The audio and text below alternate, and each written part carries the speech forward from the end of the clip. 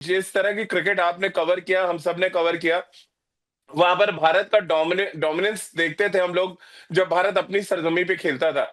अब हालात ऐसे हैं कि कोई भी आता है और हम लोग की भाषा में बात करें कि तड़ी मार के जीत के चला जाता है। क्या रीजन आप अयाज सर देख रहे हैं? 124 रन कोलकाता में रन चेज नहीं होता, फिर एक फ्लैट ट्रैक पे हम बैटिंग नहीं कर पाते हैं, हार्मर और केशव महाराज और मार्को एंसन के खिलाफ। इससे ठीक पहले न्यूजीलैंड सीरीज याद करें, तो उनके ऑफ स्पिनर हमें तंग करके, उनके लेफ्ट आर्म स्पिनर हमें तंग करके जाते हैं। कैसे आप देख रहे हैं, क्या रीजन आप देख रहे हैं? ये कोचिंग की कमी देख रहे हैं, प्रिपरेशन की कमी देख रहे हैं, या लैक ऑफ डेस जो बैट्समैन है उसकी कमी आप देख रहे हैं?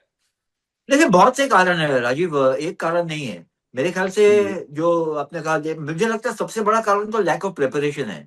जैसे कि हम हम्म। न्यूजीलैंड ले ले या साउथ अफ्रीका ले ले, कुछ हद तक हमने इनको हल्के में लिया। न्यूजीलैंड तो ऐसे लग रहा था कि हम बहुत बार हरा चुके हैं, इंडिया में आएगी तो इनको तो हम हम्म। लपेट देंगे। वैसा हुआ नहीं। लेकिन वहां से कुछ सीख नहीं मिली, कुछ लर्निंग नहीं मिली, क्योंकि साउथ अफ्रीका के हम्म। खिलाफ भी साउथ अफ्रीका इसी साल ऑस्ट्रेलिया को हराया WTC फाइनल में। फिलहाल जब वो है वर्ल्ड चैंपियन है। हम्म। और आने से पहले पाकिस्तान में खेला, जहां पर पाकिस्तान को भी उन्होंने लपेट लिया दूसरी मैच में, स्पिनिंग हम्म। ट्रैक पे। यानी कि जो पाकिस्तान चाहती थी करने के लिए, उसका उल्टा ही हो गया, एक तरह से बूमरैंग हो गया। और उससे भी जी। कुछ नहीं सीखा इंडिया ने। जो तैयारी हुई, जो प्रेपरेशन हुआ है, वो नहीं, ध्यान नहीं दिया कि इनके जो बॉलर्स है, जैसे साइमन हामर, पाकिस्तान में बहुत सारे हम्म। विकेट लिए, केशव महाराज ने लिए, मुत्तुस्वामी ने लिए, उनके बल्लेबाज ने पाकिस्तान में रन बनाए ऑन टर्निंग पिचेस। तो हम्म। ये सोचना चाहिए था इंडिया को, खास करके जो क्यूरेटर्स है, थिंक टैंक है, चीफ कोच है, वगैरह वगैरह, कि हम जो हमारे टर्निंग ट्रैक्स बना रहे हैं, पिछली बार न्यूजीलैंड के सामने 3-0 हार गए थे। हम्म। और अगर उसी तरह के ट्रैक्स बनाएंगे, तो यहाँ के ये जो प्लेयर्स आ रहे हैं, ये हमको हमको फिर से उसी तरह का एक जो है शिकस्त दे सकते हैं, जी। अनलेस आप इस तरह से प्रिपेयर करें आप। बहरहाल चलिए, क्योंकि ओडीआई सीरीज शुरू हो रही है, रोहित विराट खेलेंगे रांची में। या सर, कितना आप फर्क देख रहे हैं या असर देख रहे हैं, जो टेस्ट मैच हरा के पेम्बा बोमा की टीम पहुंची है ओडीआई क्रिकेट खेलने, और रोहित विराट के होने का क्या फर्क आप देख रहे हैं वहां पे? क्या चीजें बदलेंगी? क्योंकि बहुत ज्यादा दक्षिण अफ्रीका का कॉन्फिडेंस बढ़ा है। तो मेरे ख्याल से आप बिल्कुल भी साउथ अफ्रीका को अंडर एस्टिमेट नहीं कर सकते, ये तो हम सब जानते हम्म। हैं। क्योंकि उनके पास भी ऑलराउंडर्स है, उनके पास भी हम्म। धुआंधार बल्लेबाज है, उनके पास भी अच्छे स्पिनर्स, अच्छे तेज गेंदबाज हैं। तो आप अंडर हम्म। एस्टिमेट नहीं कर सकते रोहित और विराट।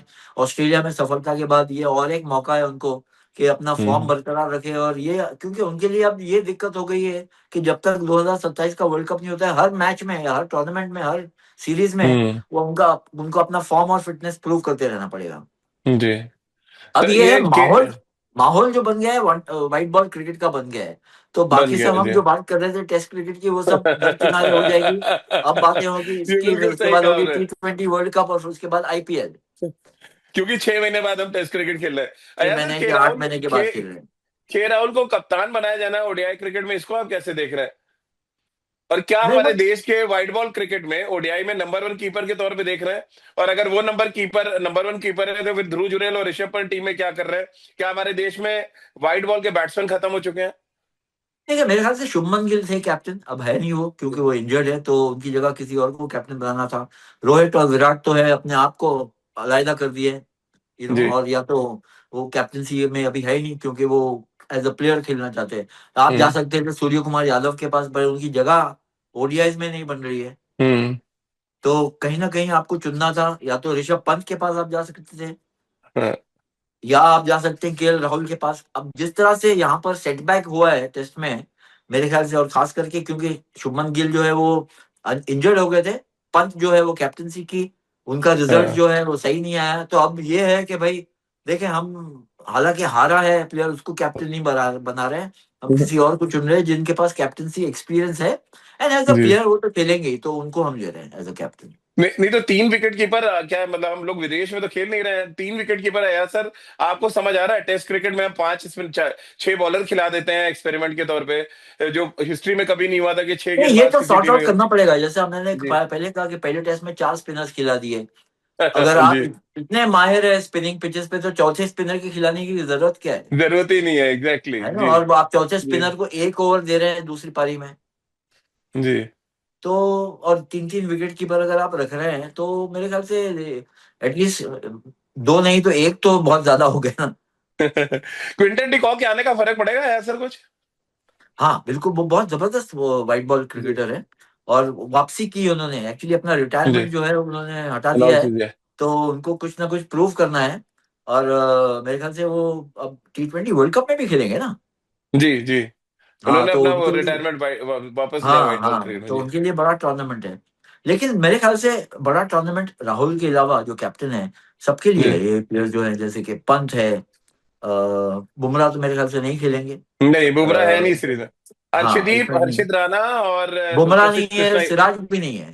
हाँ जी, तो ये 3 पेस बॉलर हैं, अर्शदीप, हर्षित और प्रसिद्ध Krishna. Spinner sir Kuldeep, Washington सुंदर और जडेजा है, और बाकी नीतीश रेड्डी एज ऑलराउंडर हैं। बाकी आपको बैट्समैन तो पता ही है, 3 विकेट कीपर हाँ, खेल रखे हुए टीम में, और जायसवाल ओपन करेंगे। ये अब कुछ ये सिनेरियो है। कलेक्शन ऑफ टैलेंट बहुत है। स्पिनर्स जी बहुत है, विकेट कीपर ज्यादा है, बैट्समैन ज्यादा है, फास्ट बॉलर्स भी है। लेकिन अभी जो आप एक्सपीरियंस देखे, आप वेस्ट इंडीज का निकाल दो, इंग्लैंड, कोई दो राय नहीं है कि इंग्लैंड में परफॉर्मेंस बहुत जबरदस्त था इंडिया का। हम्म कोई दो राय नहीं है कि आप चैंपियंस ट्रॉफी जीते और एशिया कप दोनों ही जीते, एक ओडीआई हम्म टूर्नामेंट, एक एक T20 टूर्नामेंट। तो व्हाइट बॉल क्रिकेट में इंडिया का दर्जा बहुत ऊंचा है, डिफेंडिंग चैंपियन है हम्म T20 वर्ल्ड कप के। हाल ही में ऑस्ट्रेलिया को हराया है हमने, इन ऑस्ट्रेलिया, हम्म या सीरीज ड्रॉ किया, ओडीआई सीरीज ड्रॉ करके आया जी ना। जी, तो चलिए यार सर बहुत। जी जी जी, टेस्ट बात क्रिकेट पूरी जैसा करें। प्रॉब्लम नहीं है। जी, चलिए, और हम उम्मीद करेंगे ढेरों किताब जो आपके पीछे रखी है उसमें कुछ ऐसी ही किताबें होंगी जो हमारे टीम मैनेजमेंट और सिलेक्टर्स के काम आए, और भारतीय टीम बहुत ही सुलझा हुआ प्रदर्शन करे, ना सिर्फ ओडीआई क्रिकेट में बल्कि टेस्ट क्रिकेट की तैयारी अभी से शुरू करें। क्योंकि भले ही हम श्रीलंका से खेलेंगे, न्यूजीलैंड से खेलेंगे, लेकिन जो 9 मैचेस, जैसा कि अयाज सर ने बताया, उन 9 मैचेस में ये दिखना चाहिए कि हमने जो गलतियां की हैं उस पर सबक लेते हुए हमने कुछ ठीक ठाक काम किया है। हाँ जबरदस्ती और एजेंडा चलाते हुए ना तो टीम बनाई है, और ना ही T20 से हमने टेस्ट टीम बनाई है। टेस्ट टीम एक प्रॉपर स्पेशलिस्ट खिलाड़ियों के लिए होता है टेस्ट क्रिकेट, और ये 143 साल का इतिहास ऐसे ही नहीं बना है। नहीं तो फिर बेसबॉल और 6 ऑलराउंडर्स की टेक्निक बहुत पहले से आ गई होती, और बहुत सी टीमें डोमिनेट कर रही होती। ऑस्ट्रेलिया ने डोमिनेट किया, या काफी हद तक जब भारत ने डोमिनेट किया तो अपने स्पेशलिस्ट खिलाड़ियों के दम पर किया, ना कि बेसबॉल और ढेर सारे ऑलराउंडर्स खिलाकर। और ये बात हमें जितनी जल्दी समझ आ जाए टेस्ट क्रिकेट में शायद उतना बेहतर है। और ढेर सारी शुभकामनाएं भारतीय टीम को कि ओडीआई सीरीज में अच्छा करे, और थोड़ा बहुत जो दर्द कम कर सकें जो हमें टेस्ट क्रिकेट में मिला है, क्योंकि ये घाव इतने आसानी से भरने वाला नहीं है। बहुत बहुत शुक्रिया यार सर आपका हमारे साथ जुड़ने थैंक के यू। लिए।